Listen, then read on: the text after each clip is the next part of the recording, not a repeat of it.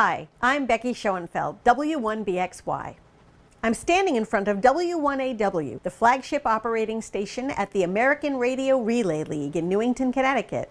Over the next half hour, we're going to take you on a journey through time, exploring the ARRL, its contributions to amateur or ham radio, and look at the technologies from Michael Faraday's discovery of electromagnetic induction in 1831 to high-speed multimedia networks in 2013. You'll get a look at where amateur radio and the ARRL have been and see the technology shaping our future. Stay right here. This is the ARRL. The ARRL's diamond logo is recognized and copied by radio hams all over the world. But what has made it so successful for 100 years? It's simple. The ARRL is people. I compete in amateur radio contests with other ham radio operators from around the world. I'm Valerie Hatzfeld, NV9L, and I am the ARRL. Armando Landrian, KB1, PRP. I enjoy field day, and I am the ARRL. I like doing public service events and working with people in my community, and I'm the ARRL. I am the ARRL. Ham radio people with an enthusiasm and passion to learn, to do, and to create. Our mission is to promote and advance the art, science, and enjoyment of amateur radio. ARRL not only reflects the commitment and enthusiasm of American hams, but also provides leadership as the voice of amateur radio in the USA, whether in dealings with the Federal Communications Commission, the World Radio Communication Conference, the International Amateur Radio Union, or with the general public. The ARRL is the primary source of information about what is going on in the ham radio world. It provides a number of books and web pages covering a spectrum of topics, and also provides news, support, and information for individuals and clubs, along with special operating events and all sorts of continuing education classes and other benefits to members. Being a member of ARRL is important for hams. The ARRL is devoted entirely to amateur radio, all of amateur radio. In fact, there would be no amateur radio as we know it today were it not for the ARRL members. KL7 Yankee Kilo, 60JW. This is W1AW, the flagship amateur radio station of the ARRL. When visiting ARRL headquarters, station W1AW is always the first place our members want to see. Visitors here may operate the station during visitor hours using any of the 3 operating studios. The Hiram Percy Maxim Memorial Station is known the world over.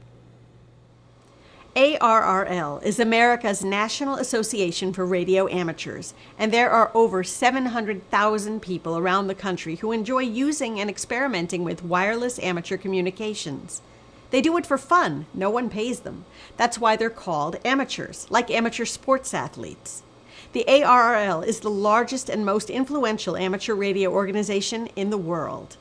ARRL has led the way in making amateur radio the exciting, hands-on technical hobby it is today. Join me as we go on this journey through time.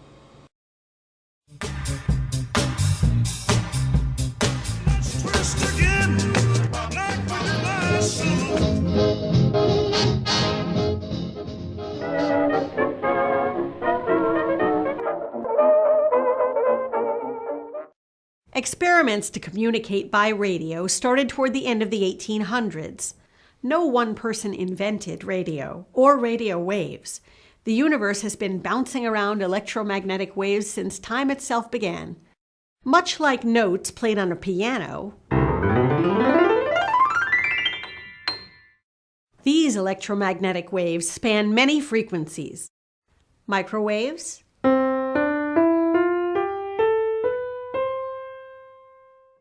and infrared.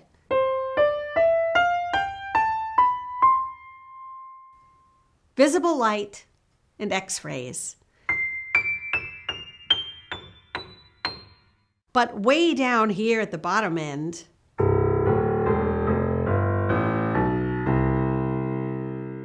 these waves have some miraculous abilities that people only discovered around 1900.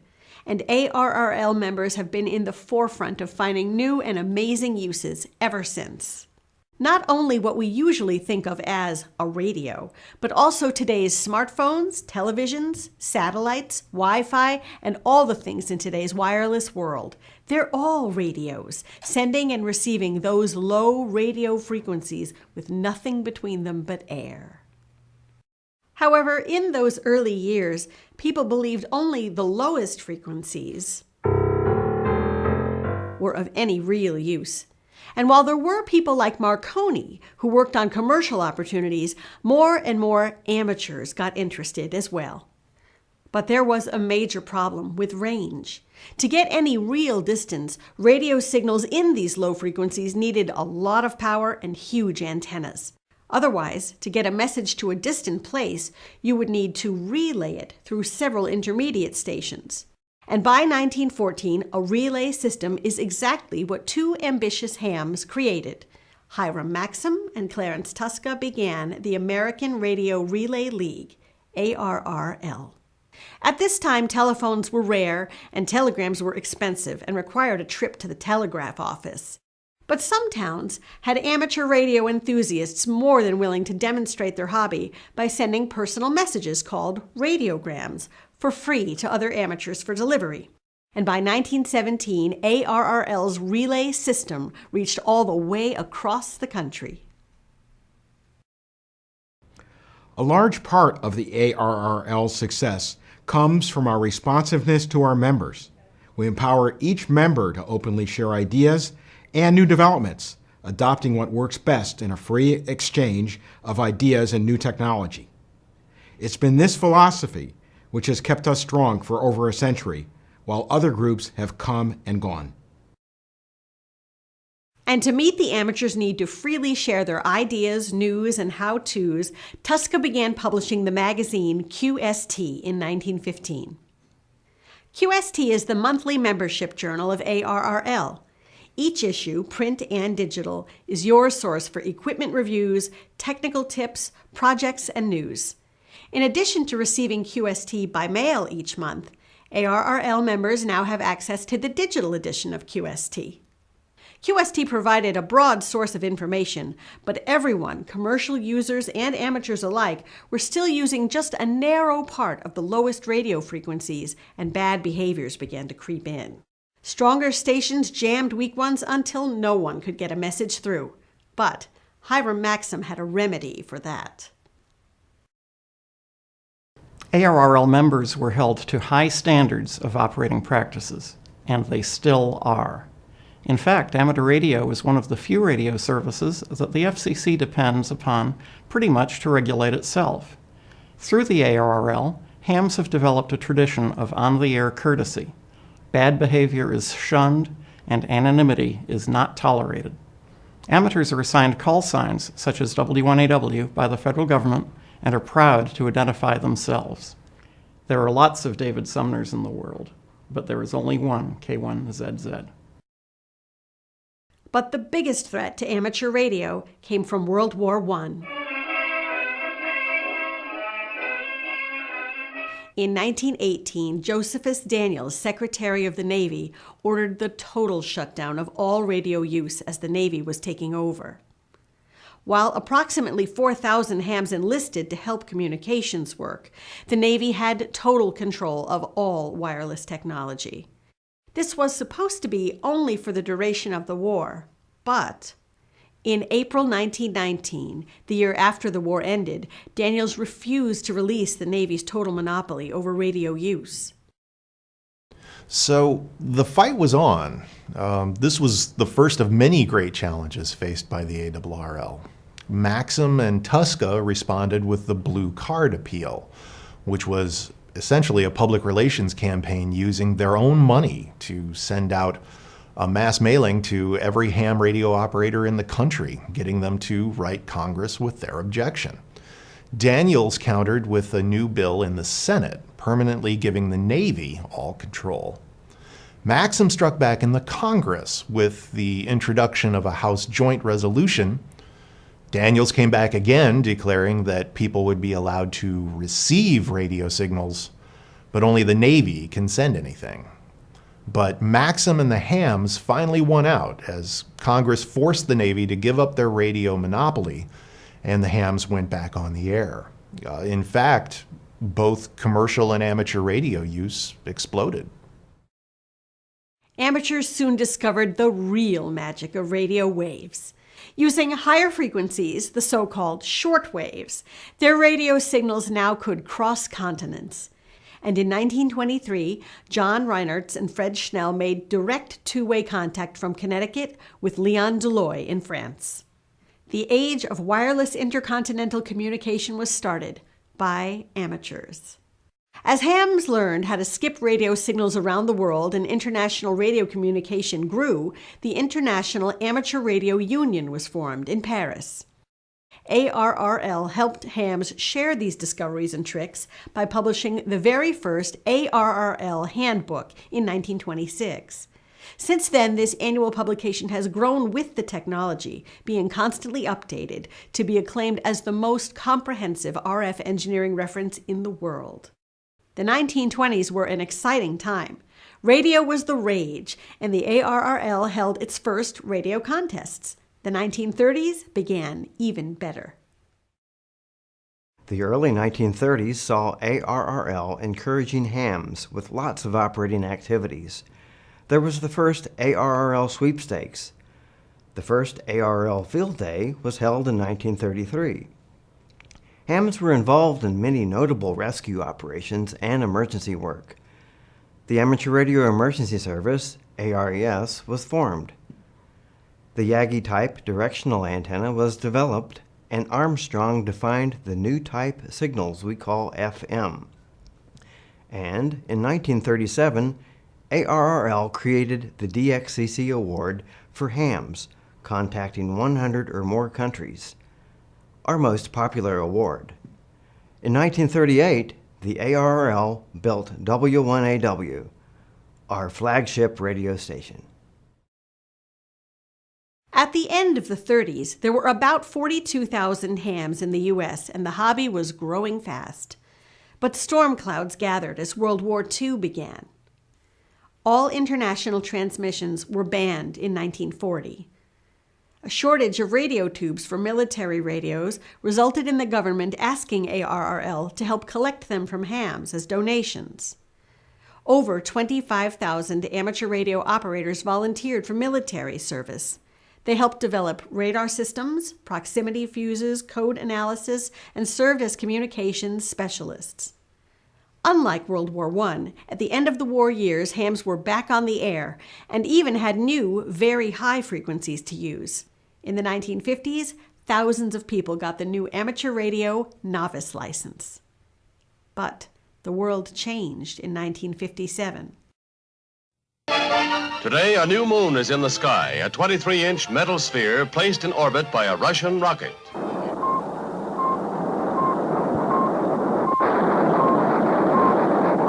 And that day arrived, October 4th, 1957. With the surprise launch of Russia's Sputnik in 1957, the space race began, and amateur radio operators were again in the thick of things. Americans began a drive to catch up, and major efforts were directed at getting citizens more involved in the sciences. While amateurs always sought more knowledge and skill, the Cold War, the Cuban Missile Crisis, the space race, and nuclear fears created pressures for everyone to get more education in technology. Hams responded with Project Oscar, and in 1961 launched the first amateur radio satellite, Oscar 1. This is an exact copy of the original that went in space. By 1969, a whole organization, the Radio Amateur Satellite Corporation, AMSAT, was formed. AMSAT designs, builds, arranges for, and operates satellite-carrying amateur radio payloads. The ARRL has continued to play a major role in space, working with the Shuttle Amateur Radio Experiment, SAREX, which promoted the use of amateur radio by astronauts on the space shuttle with other amateur radio stations around the world. Today we have the Amateur Radio on the International Space Station, or ARRIS, program. In the 1970s, the International Telecommunication Union, the world's overall coordinating body for radio and other frequency uses, decided to do a comprehensive survey of all radio communications frequencies. The phrase used was, "from DC to daylight." Realizing this could change amateur radio, ARRL President Bob Denniston and staffer Dick Baldwin took the initiative to prepare a comprehensive, unified plan for ham spectrum. By working with the ARRL staff, they presented an overall proposal at an ITU conference in 1979, and the result was that hams gained use of 3 new radio bands at 10, 18, and 24 megahertz. Meanwhile, back in the USA, ARRL worked with the FCC and began its volunteer examiner program in 1984. Now, hams themselves would be responsible for testing other hams for FCC licenses, developing a trust relationship enduring for over 30 years. ARRL also worked to get the FCC's Memorandum Opinion and Order, PRB1, that requires reasonable accommodation of hams in antenna zoning. And with the development of more CC&R private land use restrictions, the ARRL is looking at ways to find relief from them as well. And amateurs created a whole network of FM repeaters, allowing even the weak signals of small pocket-sized radios to reach out over large areas. There's no question but that amateur radio as we know it today would not exist were it not for past and present generations of ARRL members. Their actions, advancing and promoting not just themselves, but all of amateur radio, has made the difference. The ARRL created and maintains the Amateur Radio Emergency Service, a program of public service communications volunteers, and provides training and liaison with other organizations that use our services in disasters.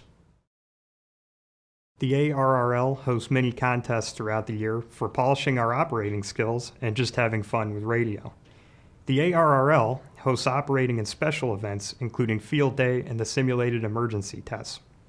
The ARRL provides awards promoting operating excellence, measured by how many places you may have contacted, and also in the skills you use to make those contacts.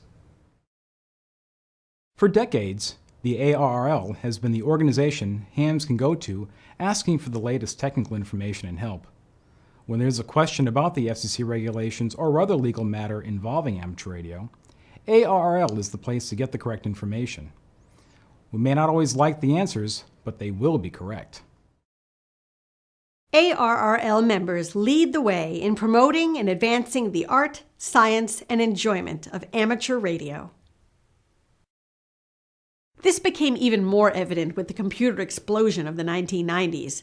Hams had already been exploring microprocessors for years, and far from seeing computers as a threat, hams embraced them, incorporated them into the hobby, and the ARRL empowered them by again making the information available to all.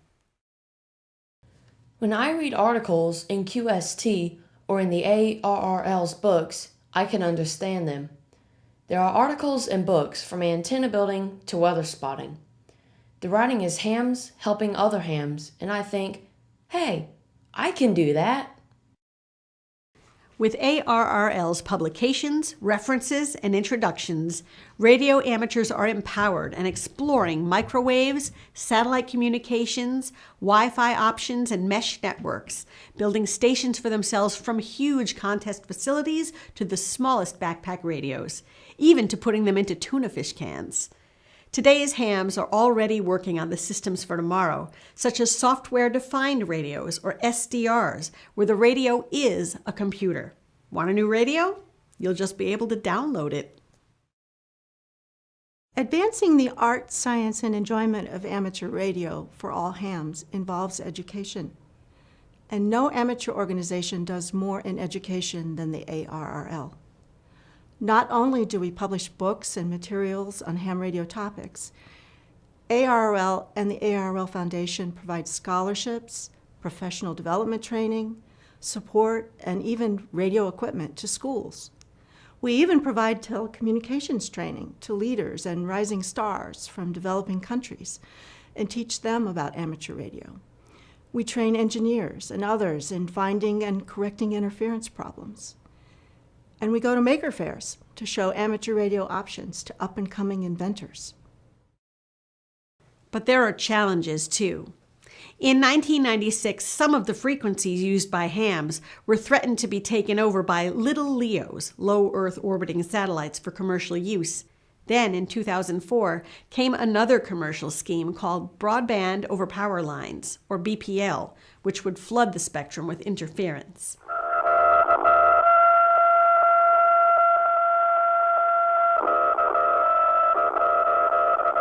Once again, it was the ARRL members leading the fight to protect all of amateur radio. Using hard facts to oppose wishful thinking, the ARRL fought politics with physics. The commercial threats to our amateur radio frequencies continue as more and more wireless devices want bandwidth. These commercial companies have money and power. Hams have the ARRL. When Katrina came in 2005, the ARRL members responded, and over 1,000 hams came to help in reestablishing communications. The abilities of amateur radio's people in such devastation was noted by the government. Amateur radio has grown to the largest number of hams in U.S. history. Even with the development of a cellular phone world, the fun, hobby, technical skills, and emergency options provided by amateur radio are growing dramatically. But these new hams are just as rooted in computers as in radio, so they've developed hybrid systems employing the abilities of both. Today's hams are fluent with systems like D-Star, IRLP, Echolink, and APRS, all systems that use integrated digital radio and computer technologies. And they are constantly finding and creating new applications, along with apps for smartphones and other wireless devices. Where do we go from here? Our mission is to promote and advance the art, science, and enjoyment of amateur radio. How we do it is up to you. By being an ARRL member, you not only reflect the commitment and enthusiasm of American hams, but also provide leadership as the voice of amateur radio in the USA, whether in dealings with the Federal Communications Commission, the International Telecommunication Union, the International Amateur Radio Union, or with the general public. The ARRL is all of us working together. For 100 years, ARRL members have been there to defend our spectrum, to help teach new hams, to encourage your enjoyment with contests and activities, to promote amateur radio in the media, to advocate for hams in Washington and in international conventions, to share the joy of creating new things, learning new things and realizing, hey, I can do that, and to do all that we can to help you enjoy our great hobby. And we're just getting started.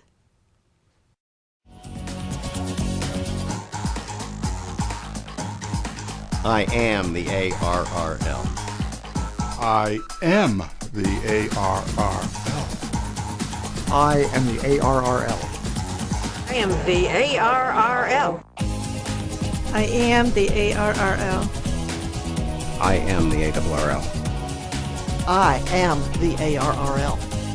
I am the ARRL. I am the ARRL. I am the ARRL. I am the ARRL. I am the ARRL.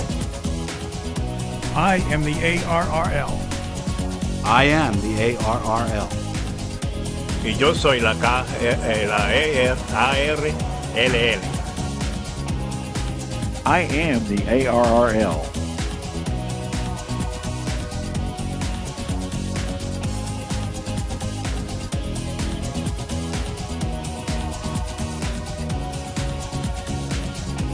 I am the ARRL.